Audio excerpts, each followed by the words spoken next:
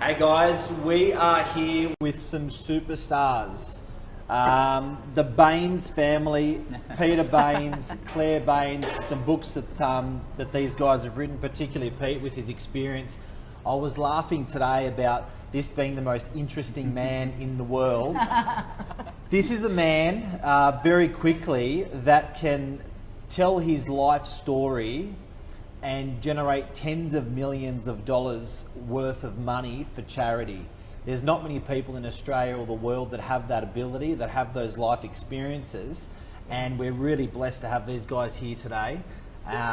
Thanks guys for coming in. Great to join you. Thanks for having us. So it was a big intro. We don't quite know how to lead in from there, but I'm sure we can all have a candid chat about that and tell everyone a little bit more about your story. Lisa, do you want to? I think we need to hear from the most interesting man in the world and actually understand a little bit about why he is the most interesting man in the world. So over to you, Pete. If we can just get a bit of an understanding, let's tell the world just a little bit about you. I think that's the best way to start. Sure.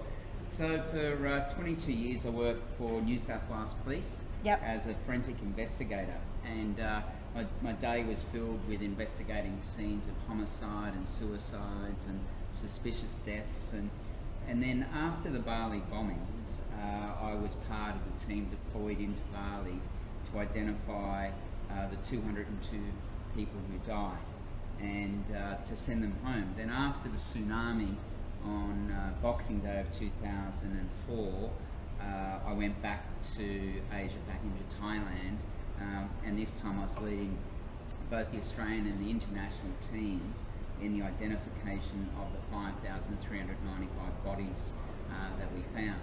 And that was, and it remains, the world's largest disaster victim identification attempt that's ever been undertaken. Wow. So we had 450 forensic staff from around the world, and they came from 36 different countries. And the really interesting thing was the Australians led the international response. Really? And it was not something that was predetermined, it was not conditional, it was just the actions of the Australians. So we turned up, and I talk about the four things that put us into those positions of leadership. And the first was that we acted with speed. And you guys know that when there's an opportunity, when there's a gap within the marketplace, if you move quickly, you hold that position of leadership. Yeah. And it's what the Australians did, and it put us into those positions of leadership. Dealing with change and leading with sensitivity was the second thing. Having structure and simplicity were really the four key things that put us into those positions of leadership. So I spent most of 2005 either in Thailand or deploying teams from Australia to go to Thailand. And then at the end of 2005, the international deployment wrapped up. And but on my last rotation, I met a group of kids. And these kids were all living in a tent in Thailand. They'd all lost their parents, all lost their homes, and at that point I realised I couldn't change what had happened, but I felt I could change what happened next. So I started or formed the charity called Hands Across the Water with the idea of raising enough money to build a home for them. And So Hands Across the Water is an Australian-based charity. You guys are the fearless leaders in that company, yeah? Yeah, that's right. So it started in 2005, and initially I thought if we build the home that they need, our job will be done. And I really only thought that's all that, and it was a very naive thought process. Yeah. And it wasn't until I went over there in 2007 to open the home that I realised our job had just started. And I returned in 2012 and set up a board, and then we got serious, and it's grown since then. So it seems like you've almost gone to do a good deed, just a good deed, and it's opened up an entire book of 300 pages, and you just got onto page 10. Yeah.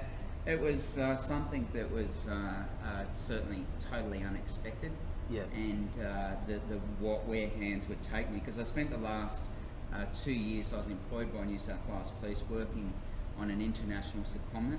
So I worked for Interpol in Lyon in France on a counter-terrorism project around what we call CBRN, which is chemical, biological, radiological, nuclear threats. So I was looking at threats and trends around counter-terrorism. You're from the School of Hard Knocks.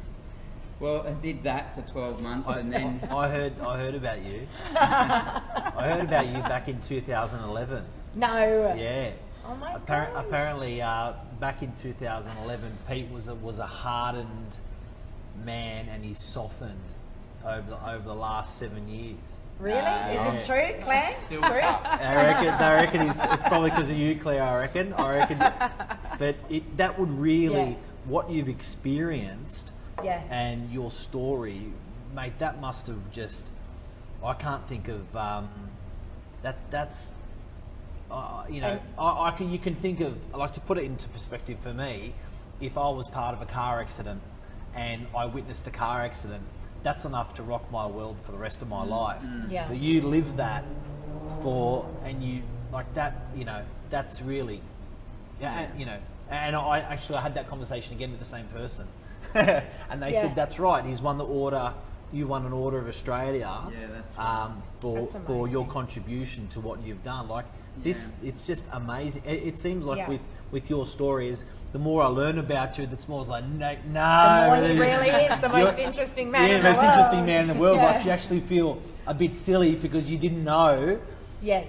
About, it's an amazing. I won't say it's a story; it's your life, but it's unique to be able to share that with you, and viewers, and I was really excited about it. I think the key, though, is certainly what we get to do is the more that you give and the more that you do for someone else, the more that comes back to you. Isn't that the truth? And there's no one within what a hands message. that works harder than us for hands. Yeah. But there's no one that gets as much out of it as we do. Yeah. And I think... Well, I can tell you firsthand, Pete, from what we saw, because we've all just been in Thailand together. We're going to cover that in a moment. So if you've just tuned, if you just tuned in, we're with Peter and Claire Baines. These guys have written some amazing books out there, and just in summary, we did a bike ride supporting a charity. We didn't realise what an incredible charity it was. Yeah. And here we are again today. So sorry, Lise. But just seeing how so we finished off the bike ride. We're jumping a little bit all over the place here, but we finished off the bike ride in the orphanage that Hands Across the Water have set up for these amazing children in Thailand, and how these children were towards you guys is incredible. I mean, you've changed their life. You've changed their life. I don't know how else to say that, but it's quite incredible. I mean, how they were running around after you, and it's something really quite incredible. And we get to enjoy being the face of that. Yeah. But without people such as yourselves and everyone who supported you, I think you had like 65 donors or so, fourth mark, that supported you. 65 people. Thank you again, everyone out there that supported us. 65 people, about 14 odd thousand, and the group as well raised about $240,000. Unbelievable. The thing, I know we are jumping around, but the thing that I love most about what you guys do is you've quarantined away administrative charges. So every dollar that people supported me on, that dollar didn't get 70% didn't go towards the kids, 80% didn't go towards kids, 100% went towards the kids. So let's cover that, because that's really critical. I mean, we do support other charities. And I think this is the thing. What a lot of people don't understand is that you give that $1 to charity, but about 40 cents of that actually gets to the charity. Do you want to just cover a little bit of that, Claire, about how that works? Yeah, because this is what drew us to you guys, I have to be honest. Yeah. I mean, certainly helping children in an orphanage, without a doubt. But yeah, very interested to hear a bit more about it. Yeah, so in 2011, a decision was made to set up a company that would sit next to the charity. Yep. And so it would undertake commercial activities to bring funds into the company to cover the administration and operation of the charity. Yeah. So things like, we run an annual roadshow, Future of Leadership. So that's a business conference for leaders. We run that across Australia. All of the funds from that, all of the proceeds from that goes into the company to pay for our staff, pay for all of our administration costs. And that enables us to ensure that 100 cents in the dollar that is donated. So for anyone that's putting a donation into Hands Across the Water, 100% of that goes over to Thailand. Which is rare. Like, I don't know how every charity runs, but I understand that, as I said before, the $1 that you give, 40 cents of it gets there or thereabouts. I don't think there's many charities that run like you guys do. Correct me if I'm wrong. Yeah, no, and I don't know that we should get too hung up on that. Yeah. Like, that's the model that works for us. Yeah. And I think the more important thing in assessing charities is because you can say, well, there's only this much gets there, but you've got to look at what they're doing. And some charities are doing advocacy, for example. Well, all their money will be spent on what we'll call administration, because the employment of the staff. So I think it's a model that works for us. Yep. We know that our donors really like that fact, but I'm not saying that we're better than other charities because of it. We've got administrative costs. We've just found a different way to meet them. It's an appealing model. It is. I've got to say, It is. to know that we will work hard outside of our business and in our business to raise funds for something, and know that the $240,000 that was raised collectively in our group Yep. all went towards Absolutely. the charity. Yeah. Yeah, something I struggle with is when it's not an Australian charity. Yeah. So I struggle with. A lot of people asked us. Yeah, a lot of people Yeah. ask. So even though you guys are Australian based, but the money's Yeah. going back overseas. So what I struggle with is we do a lot of work with St Vincent Hospital, different charities that are local, and I think for me there was a personal. It was almost like, okay, well, if I'm going to help someone, it almost doesn't matter where you're from. Do you know what I mean? So, and that's what I learned. And I know your life almost, I guess you had if you almost tractor beamed into that support. You didn't get to choose a country. Yeah. Do you know what I mean? Like, Yeah. it was just, that's what it was something that you've done. But people do have that decision with their sponsorship and when they're supporting. And I found it a little bit hard saying, oh, the money's going overseas, I don't really know. But I think at the end of the day, there is a social responsibility, and that social responsibility sits with everyone and their decision how they want to do it. But I actually felt pretty comfortable. Yeah. So I think that was really cool that we could get behind it. Now, this sounds really selfish. The thing that I love most about what you guys have offered is the self-fulfillment that I was just gonna say that. that these guys have given. So yes, we did a bike ride and it was 535 Ks in 5 days, and you provided obviously a fun experience to contribute as a charity. But where I really got a kick out of it is I and it's a really selfish thing, but I feel like I got a human upgrade, and I feel like that whether it was the oxygen to your brain, or whether it was being hanging out with the kids, or whether it was the solace on a bike ride, but the way you guys have done this support thing, I think everyone really is a winner, and I can't put my dollar anywhere if I'm going to support something to say I'm clearly the winner, they're the winner, and everyone in that full circle was good. So that's a magic that you guys are offering that I can't find that magic anywhere else. Yeah, that's so And that's true. certainly been key to our growth and success, is rather than seeking to raise money, we seek to provide meaningful experiences. Yeah. And we want to be seen as a service provider as opposed to someone just raising money, because the problem in the charity sector is So all the true. charities are doing good things. Yeah. So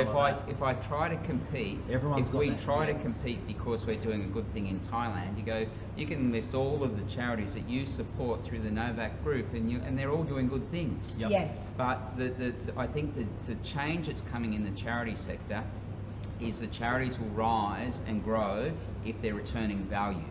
And my view from a business point of view is that if your support of charity is not a profit centre back to your business, you're not doing it well. Yep. And it should be an equal relationship, because people talk about corporate social responsibility, but in most cases it's just philanthropy. It's you giving Yes. a portion of your net true. profit Yep. or your time. Yeah. When you start to have a relationship where you can sit here and say, I had a human upgrade from it, your Absolutely. word, not mine. We say, well, we've Absolutely. delivered value to you. Yeah. And that's where we need to go as a But there charity. was so much to take away. I mean, when we get asked about, you know, what do we experience there in Thailand and what were we doing? And, you know, people are a little bit confused by it all. It was multifaceted. There was so much going on. If it wasn't the human upgrade, it was the exercise component, or it was the dad and son that was on the bike ride that had this amazing bonding experience, connecting experience. It was the networking. You get 30 real estate related people together. We've had referrals for business, and also there's just so many things. And then to end up at the orphanage at the end, you know, and to know that you've actually, it wasn't a sad experience. It was happy to know that we've somehow assisted that. You know, and then to get to meet you guys and work with you guys and form those relationships. I don't think you can find that anywhere. You know, and I don't even know how to equate that. So when people are asking us like, what was it and what were you doing? It's like, I don't even know where to start, except we've just got to somehow get you all on board. We always say it's an experience you have to experience. Yeah. And the good thing, and from everyone who's watching, the good thing out there is you can actually buy that human upgrade, or you can buy that experience. So it was about $2,500 where that provided hotels, accommodation, breakfast, lunch and dinner, support crew, bicycle, the tight clothes that I was wearing. They're a little bit tighter than they're meant to be, I think. Luggage, 27 riders, so we all paid for that out of our own pocket. Then what we paid for as our airfare, I think some guys were saying $500-600 they got the airfare returned with some providers.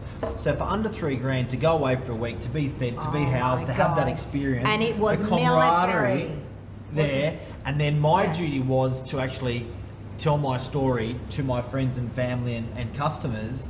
And if they decided they wanted to put in for that, that's where the kids benefited. So I actually I put my body on the line. And my money on the line for the trip, and then everyone backed me. So that's the great thing, that I feel everyone won out of that. So I think 6th of March we're doing another ride next year, and there's a clear invitation out to friends, family, viewers to come on that ride. That's your investment, and if you don't raise the money, no one shoots you down. It's okay, but if you raise 2,000 or 5,000 or 7,000, it's all celebrated no matter what you raise or don't raise. But it's big value stuff. Big value stuff. Unbelievable. Can we learn more about Pete? Yeah, absolutely. The most interesting man in the world. What can you tell us about the most interesting man in the world? Tell us some secrets. We want the inside goss. That's what we want. One of the amazing stories that we met. I liken her to a grandmother, and she was also a monk. Mayfield. Mayfield. When we were there, it was almost like she had a baby swapper. So there was a person coming and going, and all she held was... This was at the orphanage. At the orphanage. She had Thailand. this amazing monk's robe on, and then she was so comfortable with these babies in her hands. So this lady's been around for forever, and she's brought these kids up. Must be thousands of, like, how many kids have come and gone out of that home, out of that beautiful home. What a human being. Like that, to witness someone like that in my life, you don't see that in our culture. And I think this is the impact she's had on us. Like, she's been to our home, she's been up to our farm and lived with us, and she is an incredible person. And the more you learn about her, the more she touches your soul. She is a beautiful woman. That was a quick A to Z, because we know, but our viewers don't know. Can you tell us a bit more about her? Do you want to share the story, Claire? Sure. Yeah. So she's, she started the foundation 40 years ago, and she started the foundation. Okay. So she had quite a rough upbringing, and ended up. So I'm not sure how she met the kids, but started a foundation looking after kids that have HIV, and she would take them in, and they have either lost their parents to HIV, they have HIV. This is 1980, 1985, 40 years ago, and this is when HIV was prevalent. Yeah, absolutely. And so what she was, and this was way before Hands got involved.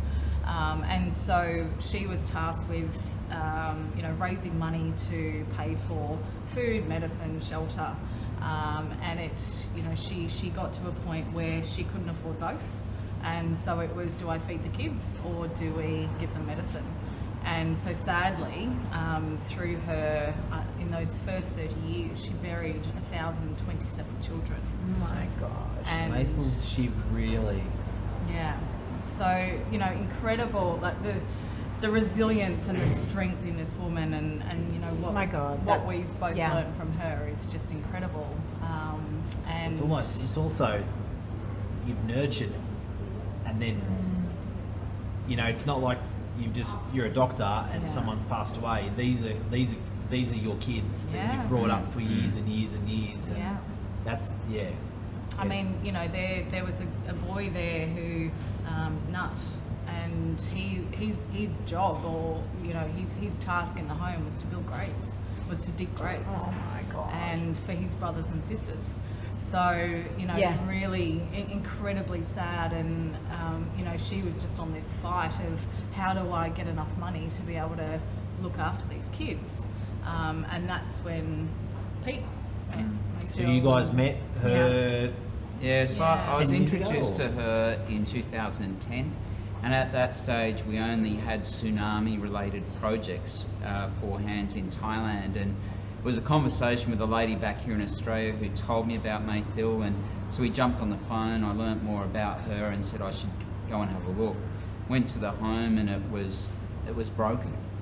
The kids were sick, the kids were skinny, and as CT has said, the kids were dying.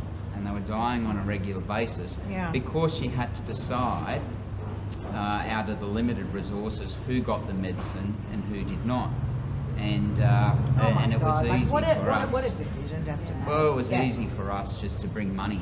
Yeah. And so we started supporting her in late 2010, and by 2011 the kids stopped dying. And we've continued now. We provide 100% of funding. So where you've been at the end of the ride, that's a hands project now that we... And what a beautiful, happy place. Yeah. I mean, the natural thing to want to do was bring all the kids home. You want to pick them up and bring them all home. But they're so happy, and that's selfish of us to Yeah. want to do that They don't because want they're that. so happy in that environment. Yeah, they that's don't want to right. come Yeah. here. They're very happy there, with their brothers and sisters. And I think I said that to you when we had a coffee here, before the ride, and you guys Yeah. were like, what are we getting ourselves into, and, Yeah, and yeah. what's it going to be like, and am I going to want to take all the kids home? And I said, absolutely not, because you'll see that these kids are loved, they're happy, they've got everything that they need. They're happy, they're healthy, they're educated. Steve was also talking, and I don't know if we're allowed to touch on this or not, but Steve Carroll, who assisted with us coming on board with the He deserves a ride. big congratulations. Yes, he as well. does. He's one of the head guys at realestate.com.au, and he was a very integral part of Mark and I coming on board with that ride. And now I've completely lost my train of thought. He's a weapon. He's a weapon. He deserves He does deserve a round of He applause. really does. But I have completely lost my train of thought. That's all good. That happens on live TV, doesn't it? But guys, thanks for sharing, offering the experience, and I really do want to put the invitation out there to any riders for next year. We are. I personally didn't do much training. For the zero. ride. So if you don't think you have the fitness or agility to do the ride, don't worry. You'll be okay, and it's definitely worth it. Hey, it's definitely worth it. Yeah. It's definitely worth it. Yeah. No, it was. It was an experience. We're all too busy. We all have just way too much going on in our lives. Mark and I are guilty of that.